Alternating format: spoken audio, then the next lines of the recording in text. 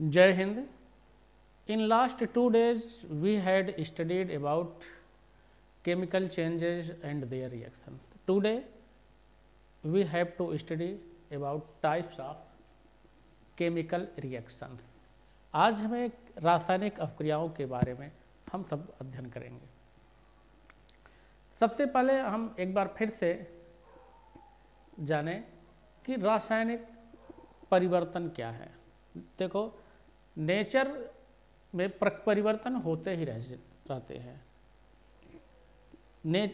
Change is the law of nature. प्रकृति में परिवर्तन होता ही रहता है और कुछ परिवर्तन ऐसे होते हैं जिसमें नया बना हुआ तत्व, जो न्यू एलिमेंट्स फॉर्म होता है, वह अपने ओरिजिनल एलिमेंट से पूर्णतया भिन्न होता है, पूर्णतया भिन्न होता है। तो इस प्रकार का जो चेंजेस होते हैं, such type of changes is called chemical changes. इसी को रासायनिक परिवर्तन कहते हैं।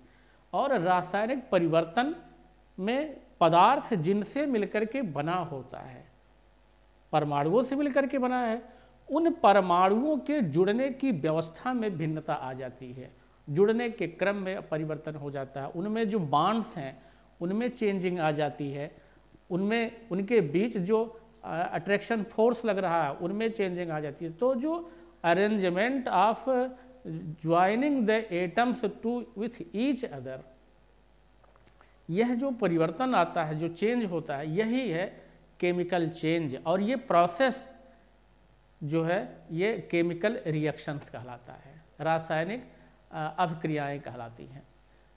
रासायनिक अभिक्रियाओं को समीकरण के रूप में व्यक्त करना, to represent the chemical reactions in form of equation on the basis of symbols and formula, is called chemical equation.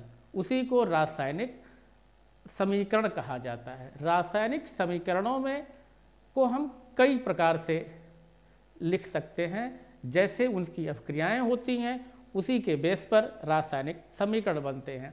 अब ये जो रासायनिक समीकरण होते हैं, इसमें जो पदार्थ है अभिक्रिया में भाग लेते हैं, पार्टिसिपेट करते, टेक पार्ट से भाग लेते हैं, इनको रिएक्टेंट, और भाग लेने के बाद आपस में नए क्रम में जुड़ने के बाद जो बने, इनको उत्पाद कहा जाता है, प्रोडक्ट कहा जाता है।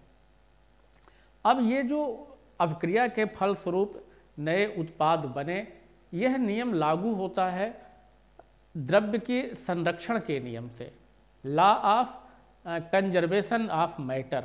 संरक्षण का नियम क्या है? न तो हम कोई चीज़ क्रिएट कर सकते हैं, न तो डिस्ट्रॉय कर सकते हैं, केवल उसका फॉर्म चेंज किया जा सकता है। कोई भी चीज़ हम बना नहीं सकते। फॉर एग्जांपल, हमने हवाई जहाज़ बनाया, एरोप्लेन, एरोप्लेन के लिए हमने लोहा धरती से लिया, और फिर जब एरोप्लेन नष्ट होगा तो लोहा फिर वही चला जाएगा। यानी हमने केवल जो आयरन है उसका फॉर्म चेंज किया। तो neither we can create anything nor destroy. इस नियम को फॉलो करते हुए रासायनिक जो अभिक्रियाएं होती, जो रासायनिक समीकरण होते हैं, वो लिखे जाते हैं। मतलब mass of reactants is equal to mass of product, यानी number of atoms in reactants is equal to number of atoms in product.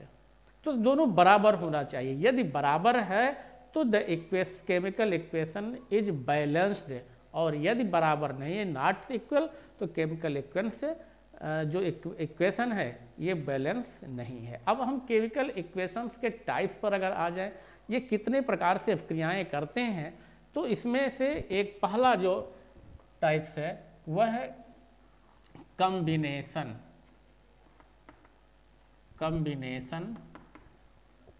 Reaction.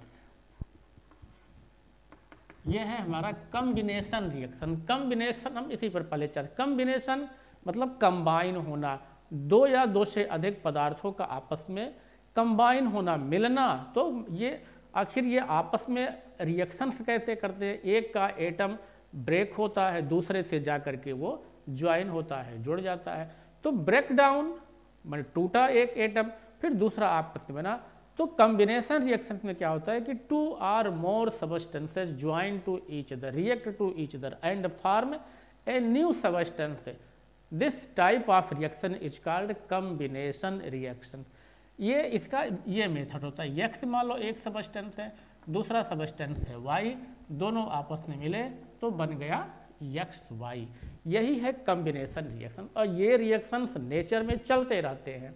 For example अगर हम देखें सल्फर ट्राई ऑक्साइड SO3, ये एटमॉस्फेयर में ऊपर वाटर वेपर है, जलवाष्प है, इनसे ये अभिक्रिया की रिएक्शन कर लिया और ये जो नया प्रोडक्ट बना जो फार्म हुआ ये है H2SO4, एसिड है, तेजाब है। H2SO4 ये डिजॉल्व हुआ वाटर में और ये अब रेन के साथ ये नीचे आ गया और तब इसी रेन को कहते हैं एसिड रेन। तो ये प्रकृति में ये प्रक्रिया चलती रहती है, एसिड रेन होता रहता है। अब सल्फर ट्राईऑक्साइड एंड वाटर ये दोनों मिलने के बाद सल्फ्यूरिक एसिड बना, तो ये कंबाइन हुआ। कंबाइन क्या क्या हुआ SO3 और H2O। So this reaction is called combination reaction, ये कंबाइन हुआ। इसके कुछ अन्य एग्जाम्पल्स हम ले लेते हैं। CaO quick lime plus H2O water, ये आपस में रिएक्ट करके Ca and whole twice of OH, ये भीगा हुआ चूना होता है। तंबाकू के साथ ये खाने वाला चूना होता है, ये होता है CaOH का होल ट्वाइस। ये क्विक लाइम होता है। ये तो क्विक लाइम और वाटर दोनों रिएक्शन किए तो ये बन गया कैल्शियम हाइड्रोक्साइड। कैल्शियम हाइड्रोक्साइड बनने की प्रक्रिया में उष्मा बाहर निकलती है, हीट जो है यह एमिट होता है। तो यह अपक्रिया वह रिएक्शंस जिसमें उष्मा उत्सर्जित होती हो, the reactions in which heat is emitted is called exothermic reaction.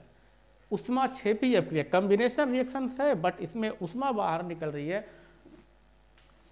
है तो यह एक्सोथर्मिक रिएक्शन। तो जिस रिएक्शंस में एनर्जी इसमें हीट एब्जॉर्ब होती है उसको एंडोथर्मिक रिएक्शंस, लेकिन जिसमें हीट एमिट होती है उसको एक्सोथर्मिक रिएक्शन कहते हैं। यह भी एक प्रकार का कॉम्बिनेशन रिएक्शन से ही है।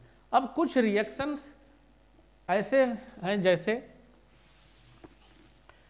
Hydrogen plus oxygen is equal to hydrate water.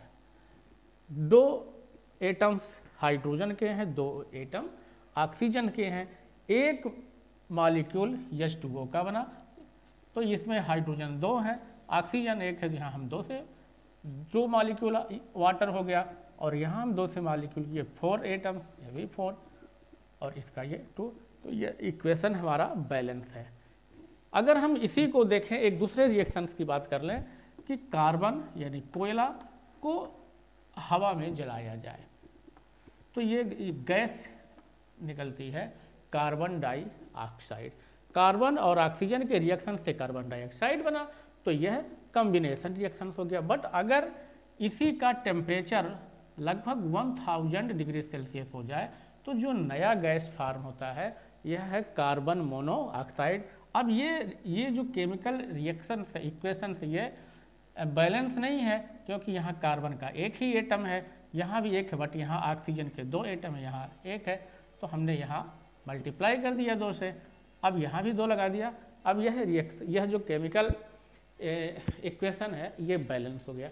तो जो कार्बन मोनोऑक्साइड ये फार्म हुआ ये कब, जब रेड हार्ट कोल हो, बिल्कुल रक्त तप्त हो, लगभग 1000 डिग्री सेल्सियस हो, तब कार्बन मोनोऑक्साइड। और कार्बन मोनोऑक्साइड इतना एक्टिव होता है यह हीमोग्लोबिन से ऑक्सीजन से पहले ही जुड़ जाता, ऑक्सीजन को जुड़ने ही नहीं देता। इसीलिए बंद कमरे में अंगीठी रख करके नहीं सोना चाहिए, जलती हुई अंगीठी, क्योंकि उससे कार्बन मोनोऑक्साइड निकलता है।